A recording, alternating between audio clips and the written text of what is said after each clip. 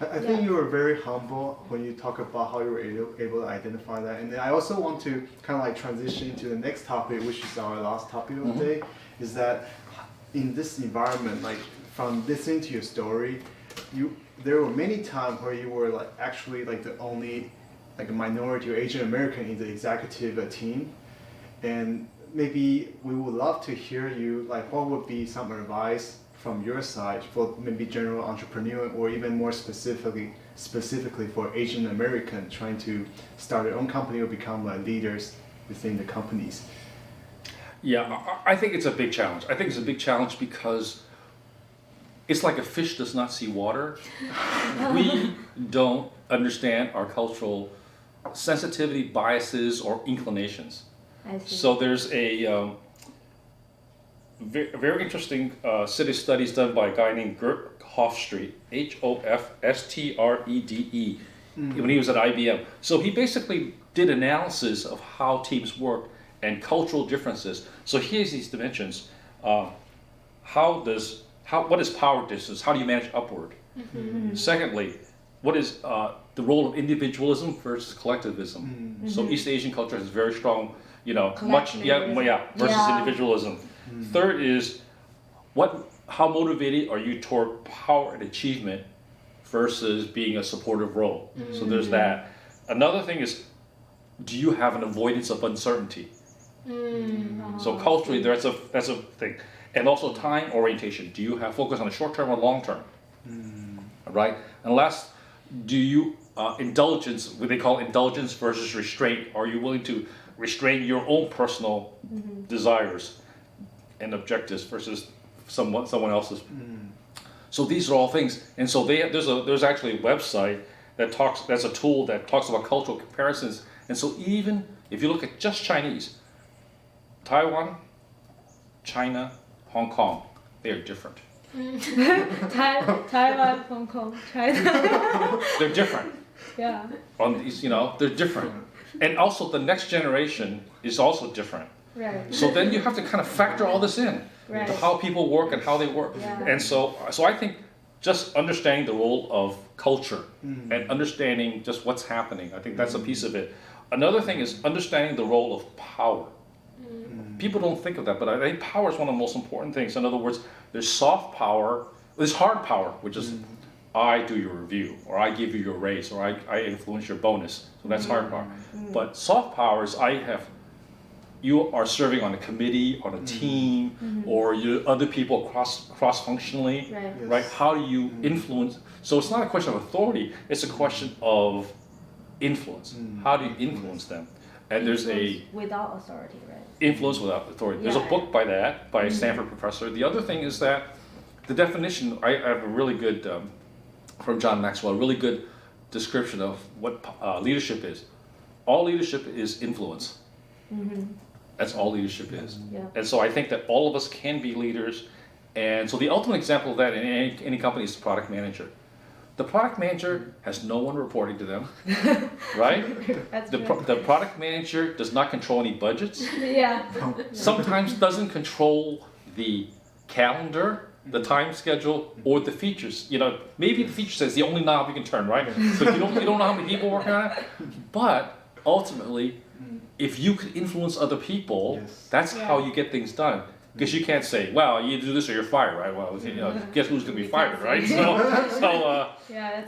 I think, so I think the way to think about it in the startup is understand how you, your team, your manager, and your company operate in all these dimensions. Yeah. Actually, I want to follow up on that because you mentioned the book, there's a couple aspects like Eastern culture and the Western culture have difference. Mm-hmm. There's a couple of things like collectively, individually, these things. What among these factors, what factors you feel like Asian culture have constraints or harder to get career up or like become a good leader here? That's the part I think a lot of Asian people are curious. Yeah, you can share. I know sometimes you probably were born with a different talent, but because you have been in product for so long, like you have seen so many different kind of scope. Like any tip for us would be really interesting. I think a valuable thing is to understand where the tension is. That's a starting point. Just recognize what tension is. So one big thing is power distance, so managing upward. You know, I've had engineers come from Taiwan, manager came to me and said, you know, Gilbert, you can be a better leader. How? By telling us what to do more often. Oh, that's more Eastern culture. Right? Yeah, you're the boss, you tell us what to do. I said, well, I'm the boss, but I don't know exactly what you're doing, and I'm not the best qualified to tell you what's the best to do. So that's one of the tension points. So that's managing upward. They're not trying to manage upward. You know, Western culture is much more managing, you know, you have to manage upward and downward, but they're like, just tell us what to do, and we'll do it, right? Yes. So that's one thing. Another thing is the whole area of individualism versus collectivism. You know, culturally East Asian, you're willing to cede your own opinions, but that's sometimes wrong because you may be the person with the right analysis or the right information, you have to voice out. and you won't voice it because you're waiting for everyone else to, you know, but they need your voice in order to get to the right thing. The smartest person in the room is not the smartest person, it's the team as a whole. Right. And so you have to figure out, and so that means you have to develop a set of techniques on how to really feel comfortable drawing everyone into the conversation. And that takes skill and takes practice and it takes guts to kind of say, I think you're wrong, and here's why I think that. I see. So I think one thing you mentioned in the book is voice out uncertainty. I feel that's something like Asians are kind of not very good at it. Voice out uncertainty. We want to be 100% sure and then voice out. Do you have any tips, like kind of to improve that type of techniques? Well, one of the factors you talk about is uncertainty avoidance, right? That's one of the cultural things. And so you want to have more data. You know, there's also this left brain, right brain stuff, right? Data oriented. But a CEO taught me that, because I said, well, you want us to figure out we should go into this market, so I'm trying to do research and understand. He says, Gilbert, there's no data. And by the time there is data, the market will have passed you. That's true. Right? Right, because you know, like when certain things got invented, you know, Steve Jobs did not say when he invented, you know, when he basically invented this, he didn't say, what's the demand for a smart device that can also be a phone, that also is a camera, right? He didn't say that because no one thought to ask that question.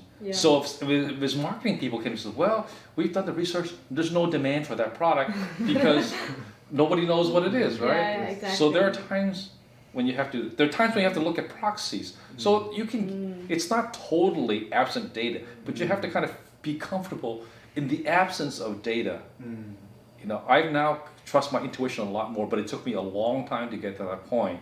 And still I have to kind of, and so one technique I've learned to practice using is I start with a question. So, because I don't like to be wrong, and I also don't look like an idiot, so I'll say, well, we've been talking about this. Have we thought about this? Or what is the role of this? So crafting good questions is actually an art that helps to deal with some of that.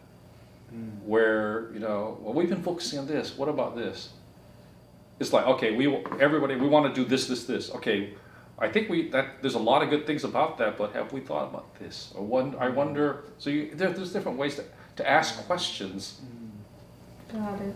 So it's more kind of the way crafting or asking the right question to voice out. That would be a better way to communicate with the team, with everybody else, because that makes people kind of think about and then discuss with you. Yeah. Well, it's particular to me sometimes because my business partner said that's one of my superpowers, the ability to ask the right questions at the right time, because it forces people to think a little bit harder, and I believe you need to have lots of different ideas that you show through that are in conflict that you have to work through, but the more ideas you have, the better the result will be. But people have to feel safe and comfortable when you have those conversations. It's not just the first person who speaks, but the person who speaks the loudest. So so that's part of diversity. I always talk about diversity that you can't see in the room. You have extroverts, introverts. You have external processors and internal processors. So external processor is someone who's basically thinking by talking, right? And so I'm an internal processor, so I need time to think and be able to process things. There's also people who like lots of data, people who don't need lots of data, oh, my intuition tells me this. So that's what I mean by diversity. It's not just the fact of your culture, your ethnicity, or whatever. It is how you think. Yeah. Because otherwise, and also sometimes that's part of the company, right? So if you're at a Apple or you're at a Oracle, there's a certain personality that comes from the founders or the founding team, and so that's part of it. But over time, as the organization gets bigger over time, that becomes more diffuse. Right. So, but it's basically how do you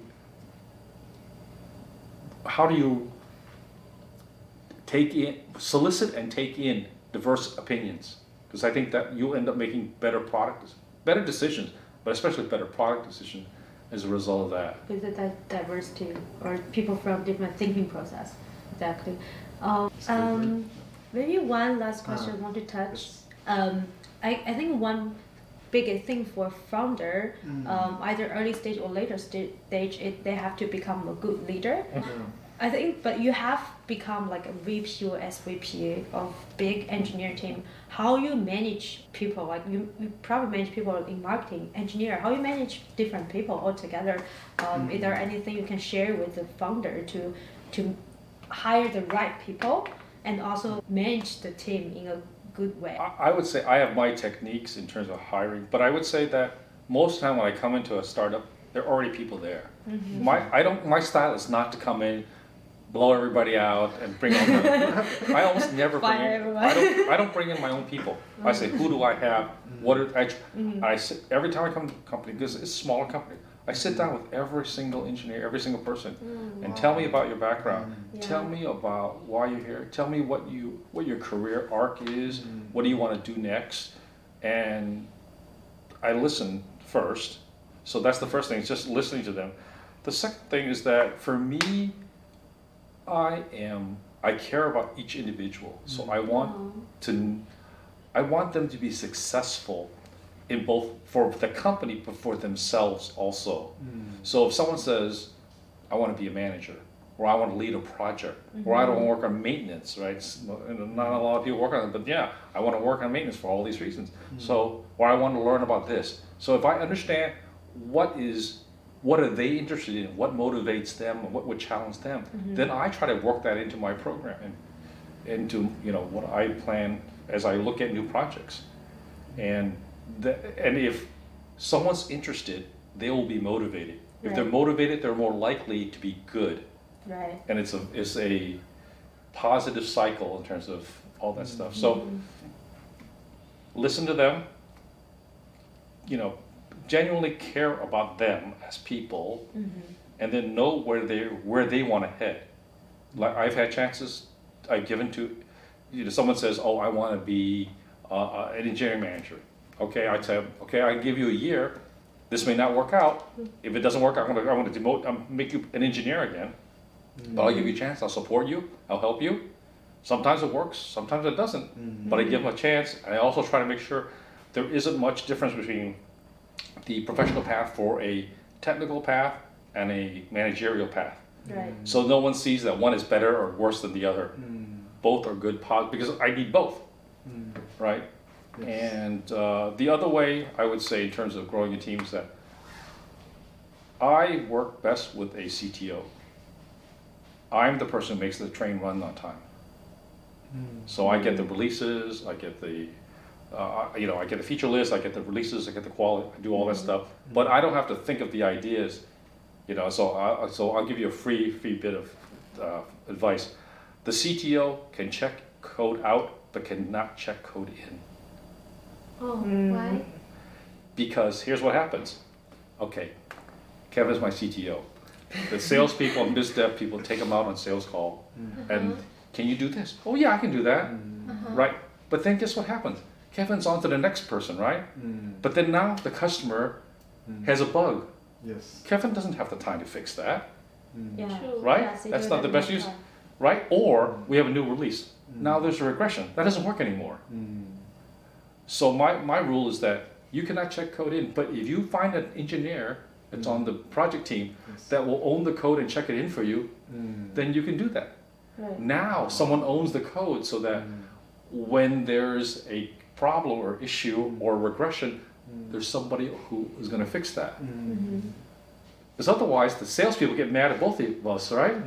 Yeah. You offered this to the customer. Of course, every customer, oh yeah, that's great, Yeah. because you do a demo, right? That's right. But then someone's got to make who's going to do the use case, who's going to do the QA test, who document, all that stuff come, right? That's why it takes engineering so long to do things, because you have all these other things. It's not just putting a line of code; it's all the other things. So therefore, you have to have some vehicle for making sure that there is someone who owns that piece of code.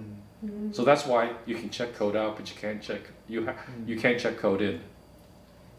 So just to summarize, like that means you have to kind of figure out for different pieces like maintenance, QA, all this stuff, and different piece of code, you have the engineer sitting there to own the piece of code. So to make sure the whole vehicle like can run smoothly. All code has to be owned by somebody. I see. All pieces of code. Whoever checked it in owns that code, right? And so if turnover, you do that. And so I guess my closing remarks, I don't know if I focused on this enough earlier, is that if as a person looks toward the future, the first piece of it is that know who you are and be yourself. There's no natural characteristics that make you better or worse contributing as part of a startup team. Just know who you are and know how you contribute, how you work with the rest of the team. So know yourself. The second thing is, are there other people you can learn from along the way? Don't have to be your full-time mentor or doesn't have to know everything, but can they help you in certain areas to be better? Some people can help you be a better coder. Some people can be better talking to customers. Certain people, better in terms of presenting, right? And the last part, are there other people that you can help along? Because one of the hardest things is that if you're growing fast, you have lots of new people coming in. How do you make sure they are contributing to the team and not dragging it down, right? The worst thing you can do to a team, a project that's on a critical path, is add more people. I totally 100% agree. Because the most worst thing you can think of is trying to get rid of people you no longer needed, but they do want to stay in, and then the team shakeup actually really affect the cultural and also the spirit of the startup company. So like a hire fast and lay off fast. That's the most disaster cycle you will ever see. So I'm really concerned if I see a portfolio hiring too fast. That's a sign of collapse. For small companies and also for medium to large size companies, it's mostly hire to fire, and that thing will really hurt the spirit and the momentum. It will distract from the focus. So that's cool. Nice. Yes. So I guess maybe at the very end, like, do you have anything else you want to share with our viewer, and how they should reach out to you, or how we can keep in touch with you? We'll put it in there, but it's best way just my email address. It's just my whole name at Gmail. Okay. Well, maybe I think we will post it on YouTube and also Spotify. So if the audience have any questions, something like that, and also our email, you can comment under our YouTube channel and also our Spotify channel. And also, like, if you have any question to our guest, you can email to us. We can collect the question to our guest. Yeah, that's probably better. So we don't want to flood you. It's called a happiness problem. If you have so many viewers. We're worried like Gilbert would be too popular after he's sharing his personal experience. And if we'll help.